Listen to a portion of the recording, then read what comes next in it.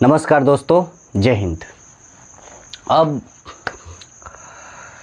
आपका तो exam city भी आ गया है, परीक्षा का डर भी लग रहा है, बहुत ज़्यादा घबराहट हो रही है, होना भी लाजमी है। अगर जिसको ऐसा डर लग रहा है तो सच में वो बहुत सीरियसली तैयारी कर रहा है। अगर जिसको डर नहीं लग रहा है तो वो तैयारी सही तरीके से नहीं कर रहा। ये बात ऐसा मैं एक सिचुएशन से बता रहा हूँ जिस हिसाब से हम लोग गुजरे हैं। जो मेहनत करते हैं डर भी उसी को लगता है, जो मेहनत करता ही नहीं है वो उसको डर क्यों रहेगा। वो तो सोचा चलो जो भी होगा एग्ज़ाम हो जाएगा। बट अब आपको डरने की ज़रूरत नहीं है, जो होगा सो तो होगा, उससे आप डर कर क्या कर पाइएगा। तो ये डर कैसे ख़त्म होगा और इतने बचे हुए दिनों में हम कैसे तैयारी करें, इन सभी बातों को लेकर आज आपके सामने मैं आया हूँ। टाइम थोड़ा नहीं मिल पा रहा है इसलिए मैं आपके लिए वीडियो नहीं बना पा रहा हूँ, बट जो समय मिला है मैं आपके लिए ये ला रहा हूँ कि आखिर अब हम लास्ट टाइम क्या करें। दो मुद्दे पे बात होगी। एक, जो अभी आपका एग्ज़ाम जिनका 16 से स्टार्ट है, जिनका 16 को है, 16 से 20 के बीच में है, और एक जिनका एग्ज़ाम अभी अगस्त के बाद है, अगस्त में है, यानी 3 अगस्त तक है। आखिर इन दोनों को क्या करना चाहिए, कैसे इन लोगों को तैयारी करना चाहिए। और मेरे पास जो मैंने आपको बताया कि ये 5 जो PDF है, ये कौन से PDF है और इससे पढ़ने से क्या होने वाला है। ये दोनों लोगों को बेनिफिट होगा, जिनका अभी एग्ज़ाम नियरेस्ट है 16 को है, और जिनका एग्ज़ाम अगस्त में है, 3 अगस्त से है या लास्ट से है या लास्ट के बीच में है, तो इन दोनों को फ़ायदा होगा।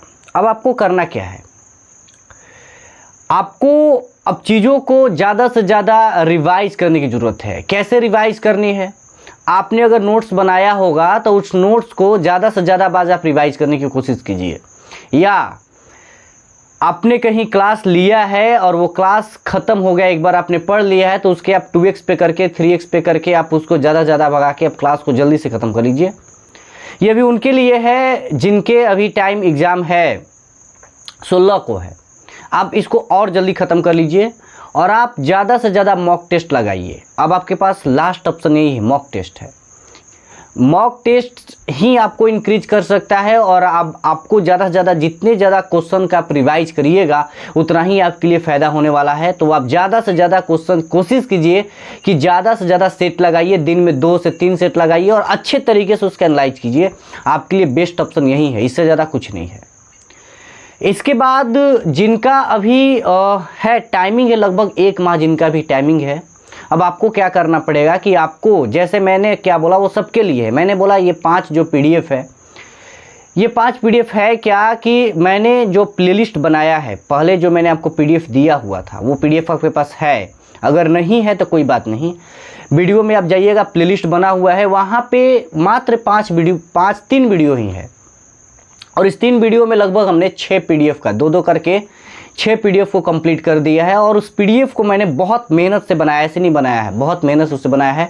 और उसमें से एक पॉइंट मैंने वहाँ पे निकाल के रखा हुआ है जो एग्ज़ाम में पूछा गया है। जहाँ से अगर आपको सच में एग्ज़ाम चाहिए, सच में चाहिए कि हमें इस बार जॉब लेना है दोस्त, तो आप लोग ना बस उस PDF को निकालिए, वहाँ से वीडियो जाइए देखिए, और जो जो टॉपिक लिखे हैं अगर आपने पहले कंप्लीट कर लिया है तो अभी आप उसको फास्टली रिवीजन कीजिए। अगर जो नहीं कंप्लीट किए हैं वो जाइए और वहाँ से वीडियो से जाइए और वहाँ से आप उसको जल्दी से अभी कंप्लीट करने का प्रयास कीजिए। लगभग जिनका एग्ज़ाम अभी महीना दिन है और आप उसको 15 दिन में कंप्लीट कर सकते हैं, सही तरीके से करना चाहिएगा तो। और आप 15 दिन में उसको कंप्लीट कर लेते हैं तो फिर आपका धीरे धीरे नंबर इंक्रीज हो जाएगा। आपको करना क्या है इसमें, वेस्ट ये है कि पहले नंबर आपको घबराना नहीं है। जो चीज़ें होगी, जो आपके साथ जो चीज़ें होती है वो तो वेस्ट होता है, तो आपको घबराना नहीं है। पहली बात, अगर आप घबरा गए, टेस्ट में सेट में आपका नंबर थोड़ा सा कम भी आ रहा है, अगर घबरा गए तो वो भी कम होते चला जाएगा। तो आपको पहले नंबर घबराना नहीं है। मैं बता रहा हूँ क्योंकि हम लोग के साथ भी ऐसा होता था। कभी कभी सेट में 70 भी चल जाए, 75 भी चल जाए, कभी कभी 50 पर भी लटक जाते थे। तो ये होता रहता है, ऊपर नीचे उतार चढ़ाव क्वेश्चन के लेवल भी होता रहता है। तो आपको इसे घबराने की ज़रूरत नहीं है।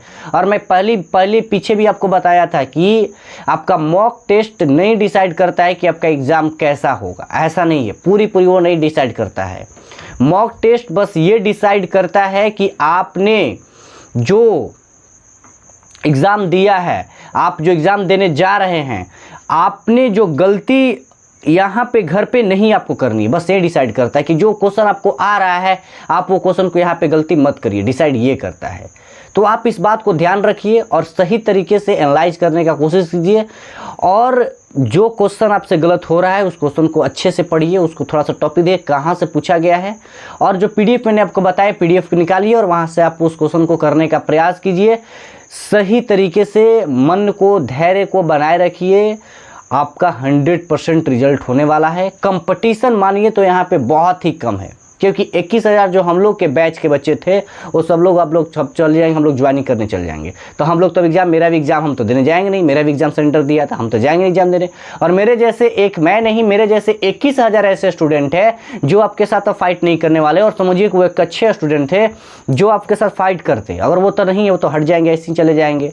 और भी पीछे जो एग्ज़ाम हुआ है उसमें कुछ ऐसे दोस्त हैं जो उसमें उनका सिलेक्शन हो गया, वो चले जाएंगे।